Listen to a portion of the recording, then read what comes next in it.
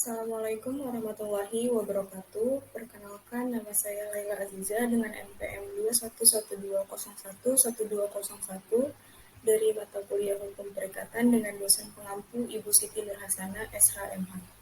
Di sini saya akan menjelaskan materi tentang perjanjian baku serta jenis-jenis perjanjian baku. Perjanjian baku merupakan perjanjian tertulis yang ditetapkan oleh pihak PUJK atau hanya dibuat oleh satu pihak yang memuat klausula baku tentang isi, bentuk, maupun cara pembuatan, dan digunakan untuk menawarkan produk serta layanan kepada konsumen secara massal. Perjanjian baku juga dapat dikatakan sama dengan perjanjian adhesi karena sama-sama bergantung kepada satu pihak dalam pelaksanaannya. Menurut Profesor Johannes Gunawan, pakar perlindungan konsumen, perjanjian baku merupakan perjanjian yang di dalamnya terdapat syarat-syarat tertentu yang dibuat oleh pelaku usaha, tanpa mengikut sertakan konsumen dalam penyusunan kontrak sehingga konsumen tidak memiliki pilihan lain dan berada di bawah kekuasaannya. Contoh perjanjian baku. Perjanjian baku yang memuat mengenai ketentuan pengalihan tanggung jawab pelaku usaha, salah satunya dapat dijumpai dalam tiket parkir kendaraan bermotor yang lazimnya berbunyi pihak pengelola atau parkir tidak bertanggung jawab atas segala kehilangan, kerusakan, kecelakaan atas kendaraan ataupun kehilangan barang-barang yang terdapat di dalam kendaraan dan yang menimpa orang yang menggunakan area parkir pihak pengelola atau parkir. Contoh perjanjian baku di atas lazim sekali dipergunakan, padahal pasal 18 Undang-Undang Perlindungan Konsumen telah tegas melarang adanya klausula pengalihan tanggung jawab, serta hukum klausula tersebut batal demi hukum. Tak hanya itu saja, bagi pelaku usaha yang melanggar dapat dikenakan sanksi pidana penjara maksimal 5 tahun atau denda maksimal 2 miliar. Jenis-jenis perjanjian baku. Dilihat dari segi isinya, terdapat 3 jenis klausula baku, yaitu 1.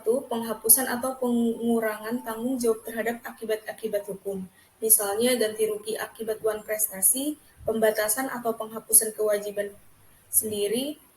Ketiga, penciptaan kewajiban-kewajiban yang kemudian dibebankan kepada salah satu pihak, misalnya penciptaan kewajiban memberi ganti rugi kepada pihak ketiga yang terbukti mengalami kerugian.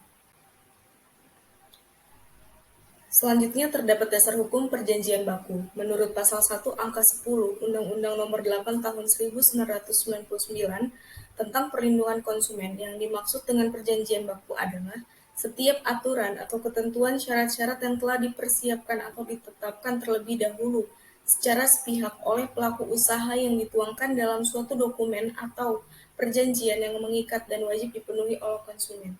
Selain itu, dalam aturan yang terdapat di dalam pasal 18 Undang-Undang Nomor 8 Tahun 1999 Ayat 2 menyebutkan bahwa pelaku usaha dilarang mencantumkan klausula baku yang letak atau bentuknya sulit terlihat atau tidak dapat dibaca secara jelas, atau yang pengungkapannya sulit dimengerti. Terdapat kelebihan serta kekurangan perjanjian baku. Kelebihannya adalah memberikan manfaat efisiensi waktu dan persamaan pelayanan kepada konsumen.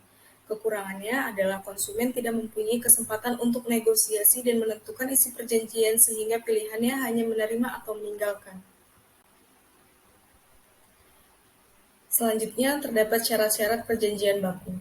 Pasal 1320 Kitab Undang-Undang Hukum Perdata menyebutkan bahwa suatu perjanjian dianggap sah apabila memenuhi 4 syarat sebagai berikut.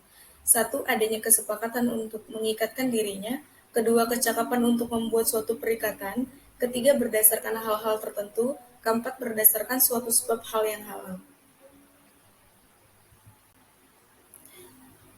Mungkin hanya itu yang dapat saya sampaikan. Wassalamualaikum warahmatullahi wabarakatuh.